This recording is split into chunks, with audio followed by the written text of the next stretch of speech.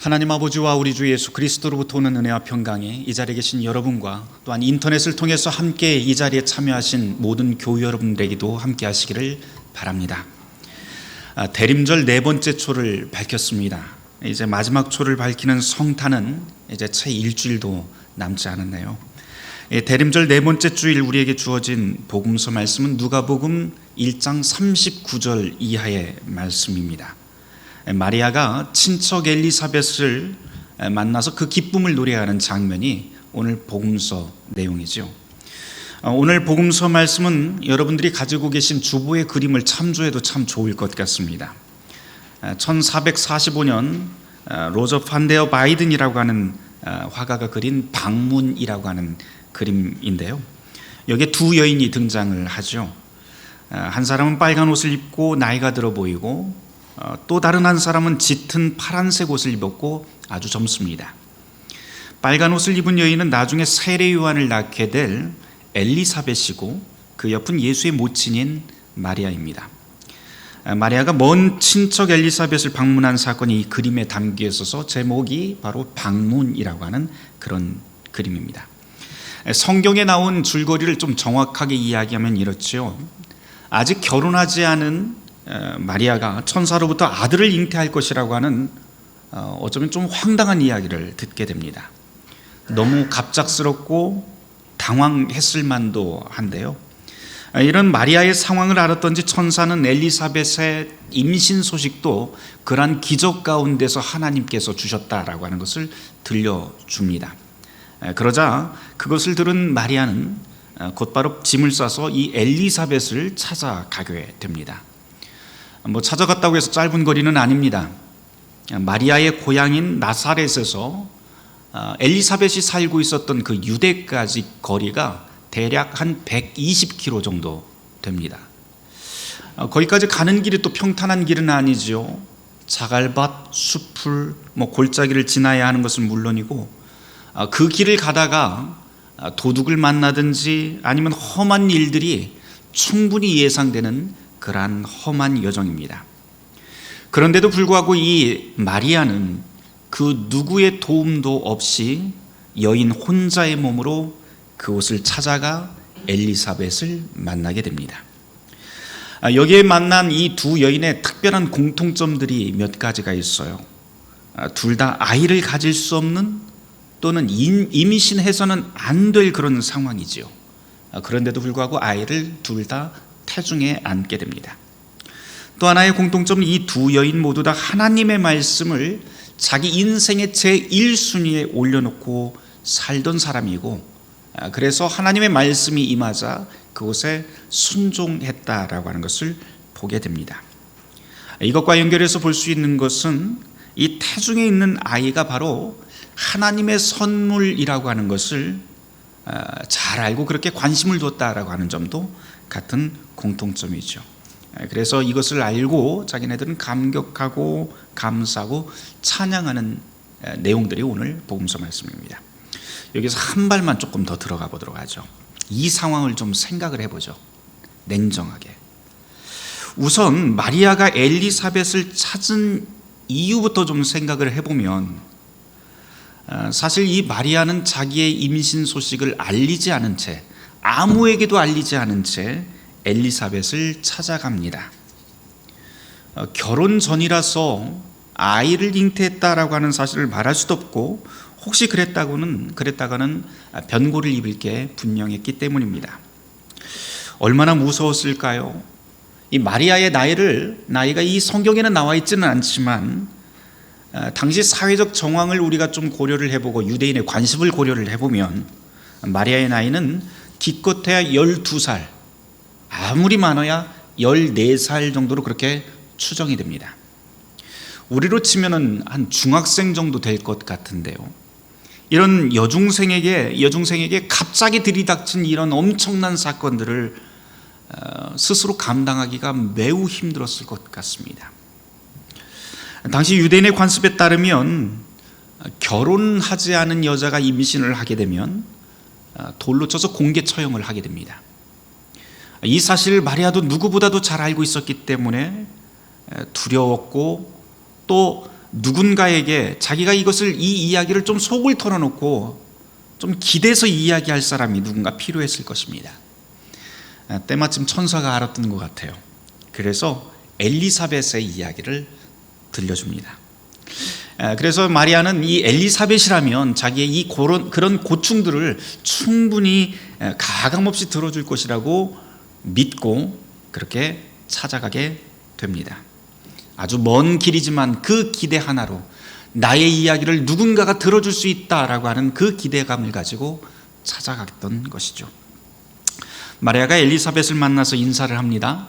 오늘 성경을 보면 인사하자마자 제일 먼저 알아본 것은 엘리사벳이 마리아를 알아본 것이 아니라 엘리사벳의 태중에 있는 아이가 먼저 알아본 것으로 그렇게 우리에게 전하고 있습니다.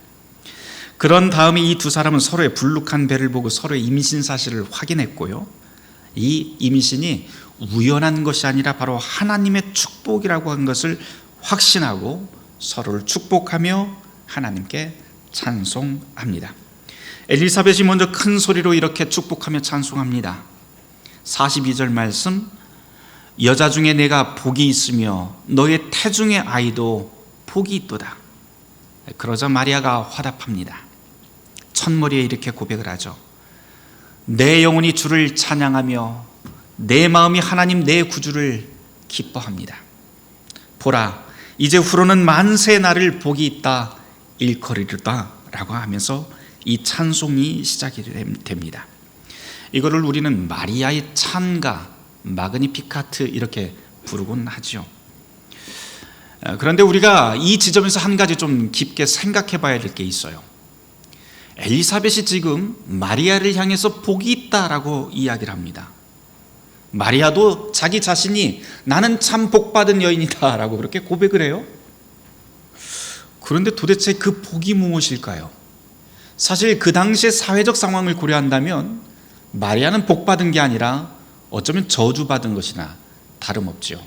그럼에도 불구하고 지금 마리아는 자기의 영혼과 마음속에서 그 기쁨을 참지 못하고 찬송을 하기 시작을 합니다. 상황을 보면 혼전인심 때문에 피신할 수밖에 없었던 이 여인인데 그럼에도 불구하고 이 마리아는 내가 바로 복받은 여인이다 라고 합니다. 그 내용이, 복받은 내용이 무엇인지 이 마리아의 찬가의 구절구절에 묻어납니다. 48절을 한번 우리 같이 읽어보도록 할까요? 48절 같이 읽어보도록 합니다.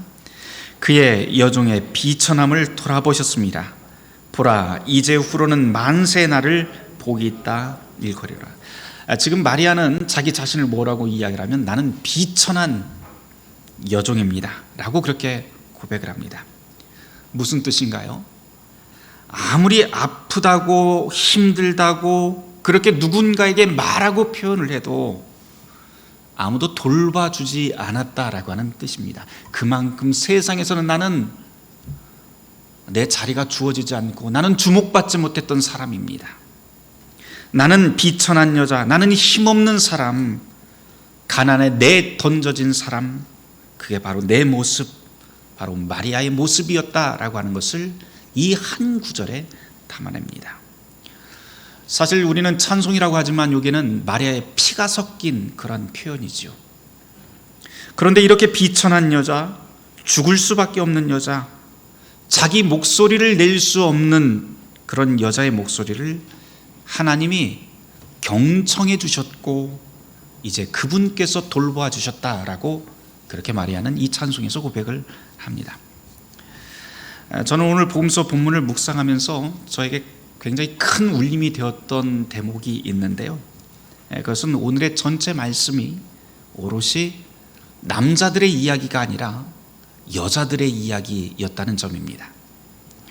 천사가 전하는 이 소식들 그리고 마리아의 이 찬송을 가만 들어보면 성탄의 소식이라고 하는 것은 힘센 사람들, 힘센 남자들의 참여 없이도 이 성탄이 이루어졌다라고 하는 것을 우리에게 들려줍니다. 이 일은 분명히 상식적으로도 이해할 수 없고 의학적으로도 전혀 설명할 수 없는 이야기고 그래서 누구도 상상할 수 없는 그런 사건입니다. 게다가 이 두 여인은요, 이런 비정상적인 소식을 불행이나 운명 또는 사회적 환경 탓으로 그렇게 돌리지 않습니다. 오히려 하나님의 뜻을 겸허히 받아들이며 하나님의 놀라운 행동에 환호하며 찬송합니다. 정말 놀라운 것은 이 성탄의 위대한 역사가 어떤 힘센 권력가나 힘센 남자들이 아니라 힘없는 두 여인, 여자로 대표되는 힘없는 사람에게서, 바로 이 비천한 마리아에게서 성탄의 역사가 시작했다라고 하는 점입니다. 당시를 생각해보면 분명히 남성 본위의 세계잖아요. 그런데도 하나님이 왜 이런 방식으로 힘없는 여인을 택해서 그 길을 통해서 성탄의 역사를 만들어내셨는지 우리는 깊이 묵상해봐야 될 것 같습니다. 우리가 사는 세상은 어떻습니까? 늘 힘의 논리를 이야기를 합니다. 성공을 이야기합니다. 매번 우리는 위쪽을 향하라고 그렇게 이야기를 합니다. 하지만 하나님께서는 오히려 정반대의 일을 우리에게 말씀을 하세요. 힘 없는 곳에 하나님의 음총이 임하고 하나님이 오히려 이 땅에 모든 것을 비워서 낮은 자리로 임하신다라고 하는 것을 성탄의 역사가 우리에게 보여줍니다.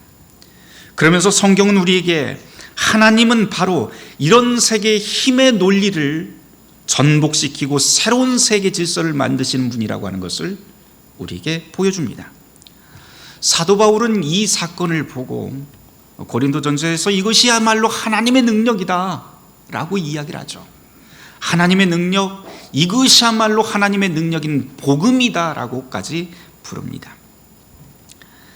오늘 말씀 속에서는 하나님의 영으로 충만한 엘리사벳이 마리아를 향해서 여자 가운데 가장 복된 자라고 축복하고, 마리아가 자기 자신을 나는 참으로 복된 자라고 그렇게 고백하는 이유가 바로 이렇게 연약한 곳에 하나님께서 오셨다, 하나님의 능력이 우리 가운데 약한 가운데도 임하신다라고 하는 사실을 체험했기 때문입니다.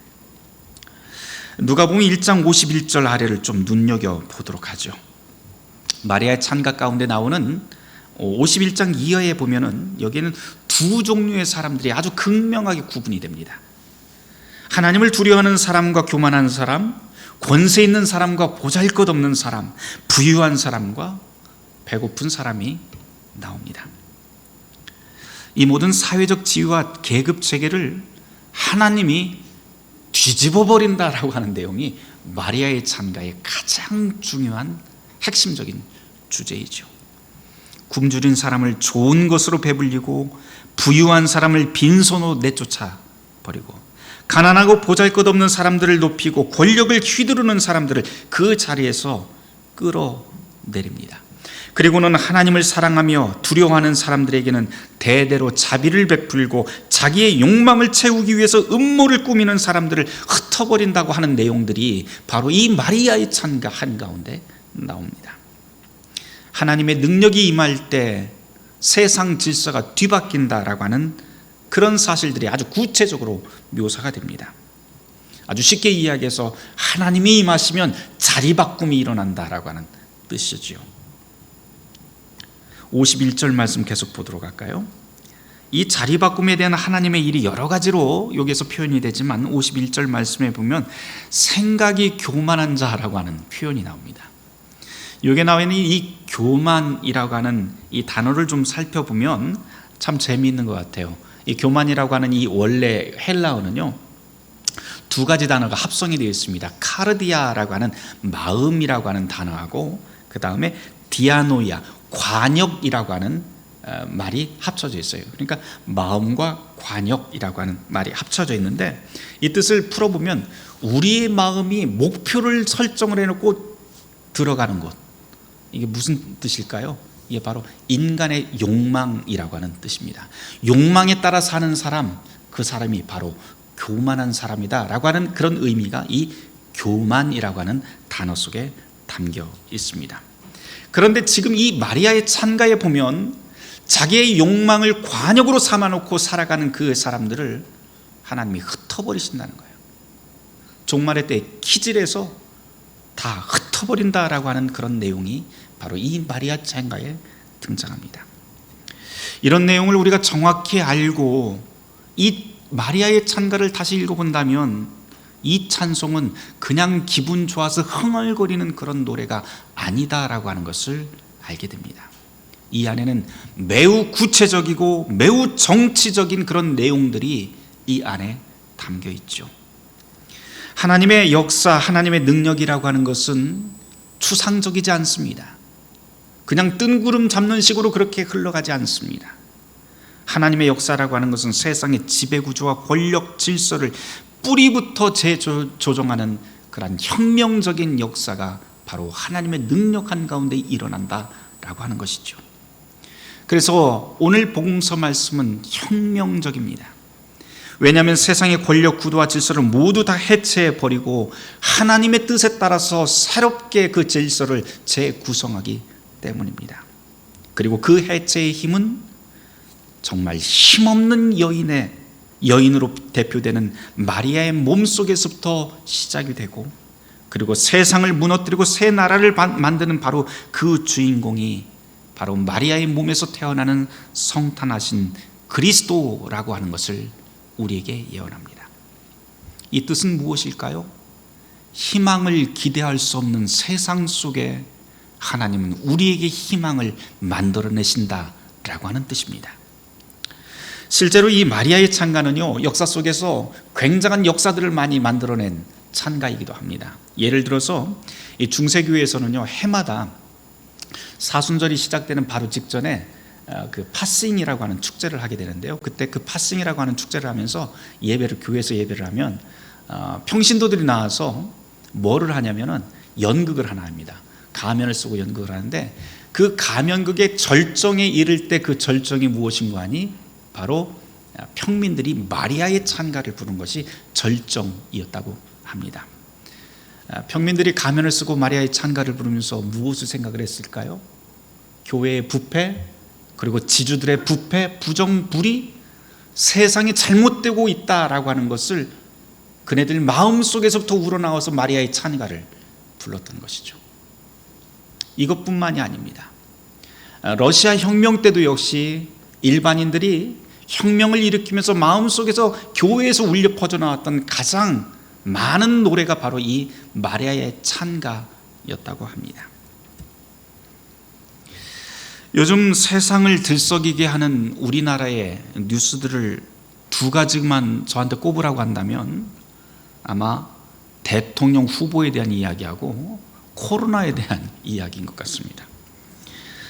연일 대통령 후보자의 지지율, 그리고 가족들의 그 비리 이야기가 모든 매스컴을 다 채워버립니다. 오늘은 저 사람들이 또 어떤 망언을 했을까? 오늘은 또 어떤 비리가 폭로되었을까? 라고 하는 비정상적인 기대감으로 간혹 뉴스를 열어보곤 합니다. 이 나라를 어떻게 하면 복되고 선하게 이끌어갈까? 라고 하는 대선 공약은 잘 보이지 않고요. 그동안 우리가 상식적으로 이해할 수 없었던 그런 상상을 초월하는 이야기들이 대통령 후보들에게 가득 나옵니다. 뉴스만 보고 있으면 정권을 잡기 위해서 혈안이 되어버린 우리나라에 과연 선한 미래가 있기는 한 것인가 굉장히 암울합니다.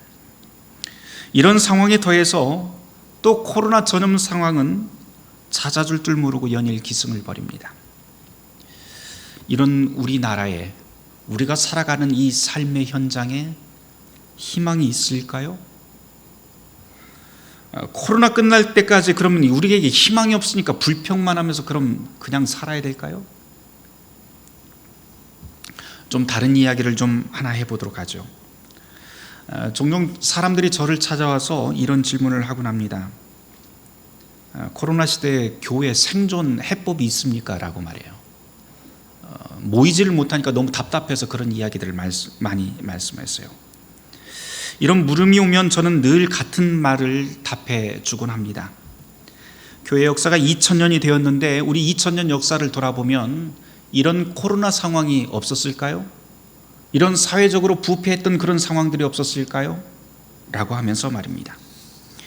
사실 역사를 우리가 되돌아보면 수없이 많은 순간의 위기들이 우리 안에 있었지요. 전염의 상황, 또 나라가 무너지고 또한 자연재해 상황, 수도 없는 그런 경험들이 우리 지난 2000년의 역사 가운데 교회 안에도 들이닥쳤습니다. 그런데도 불구하고 오늘 우리는 여전히 교회라고 하는 이름으로 여러분과 제가 이 자리에서 함께 존재하고 있습니다.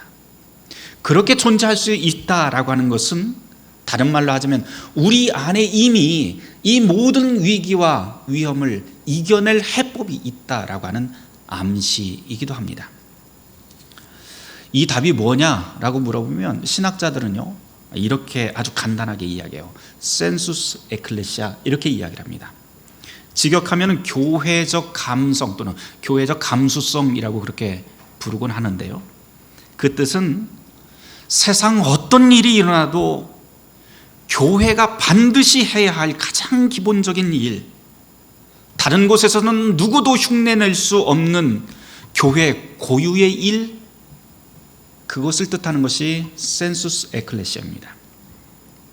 그거를 해야 된다라고 하는 거예요. 그런데 교회가, 남들이 흉내내지 못할 교회가 할 수 있는 일이 무엇일까요? 여러 가지로 장황하게 설명을 할 수가 있겠지만 간단하게 4가지를 먼저 꼽습니다. 기도, 찬송, 말씀, 성찬, 그렇게 꼽습니다. 물론 여기에는 여러 가지 또 설명해야 될 이유들이 많이 있지만 기도, 찬송, 말씀, 성찬, 이 4가지는 교회 역사 속에서도 어떤 위기가 닥치더라도, 다른 곳에서 해법을 찾지 못하더라도 이 4가지는 여전히 우리를 지탱하게 만드는 생명수 같은 것이었다라고 말을 할 수가 있습니다. 가만 보면 위기가 닥쳤다라고 하면 어느 교회 뭐 하니까 잘 되더라, 부흥했다더라, 성공했다더라, 그 교회에서 어떤 프로그램을 했다더라 라고 하면서 너도 나도 교회 성장 프로그램, 무슨 세미나, 너도 나도 그것을 가져다 쓰려고 합니다. 하지만 그리스도의 몸인 교회는 그런 프로그램과 잔기술로 존재하는 교회가 아닙니다. 교회는 교회만의 일, 기도, 찬송, 말씀, 성찬으로 그 생명을 이어갑니다. 교회에 지체된 모든 성도들도 역시 기도, 찬송, 말씀, 성찬이 자기의 삶의 자리에서 무너지게 되면 그곳에서 신자의 신앙은 무너지게끔 되어 있습니다. 이것은 지난 2000년간 수많은 위기를 통과해 온 교회만의 해법이고 위기에 빠진 성도들의 해법이었습니다. 이 4가지가 별것 아닌 것 같아 보이시죠? 하지만 우리의 기도 속에 세상의 아픔을 담아내고 우리의 찬송 속에 목소리 없는 사람들의 목소리를 담아내고 말씀을 듣고 묵상하면서 하나님의 음성을 구하고 성찬을 통해서 그리스도의 은혜를 감사하며 넉넉하게 우리의 이웃들과 함께 나누는 그런 삶이 있다면 우리에게 어떤 위기가 오더라도 우리는 넉넉히 그 길을 통과할 수 있게 됩니다. 그리고 그 일을 제대로 할 때 비록 우리 한 사람 한 사람은 마리아처럼 비천하고 보잘것없으며 힘없다 할지라도 우리 안에 가득히 임하는 하나님의 능력이 우리가 살아가는 모든 세계를 하나님의 방식대로 바꾸어 나가게 될 것입니다. 세상은 분명히, 눈에 보이는 세상은 분명히 희망적이지 않습니다. 코로나 탓, 정치 탓하면서 그렇게 매일 불평만 하고 있는 것, 그것은 그리스도인의 자세가 아닙니다.